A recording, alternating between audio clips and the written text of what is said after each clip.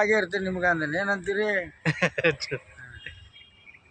ಹಂಗದಾವಲ್ರಿ ಅಷ್ಟು ಕೇಸ್ ಅಷ್ಟು ಕೇಸ್. ಯಾಕಂದ್ರೆ ಮನುಷ್ಯನಿಗೆ ಬೇಕಾಗಿದ್ದು ಏನಪ್ಪ ಅಂದ್ರೆ ಜನ್ಮ ಕೊಟ್ಟು ತಂದೆ ತಾಯಿ ಋಣ ತೀರಿಸೋ ಮಕ್ಕಳಾಗಬೇಕು, ಶಿಕ್ಷಣ ಕೊಟ್ಟ ಗುರು ಮೂರ್ತಿ ಕಟ್ಟಂತ ವಿದ್ಯಾರ್ಥಿಗಳು ಬೆಳಿಬೇಕು, ಸಂವಿಧಾನ ಪಾಲವರ್ಸ ಆಗ್ಬೇಕು, ಕಾನೂನು ಓದ್ಬೇಕು, ಸಂವಿಧಾನ ಪಾಲಿಸ್ಬೇಕು.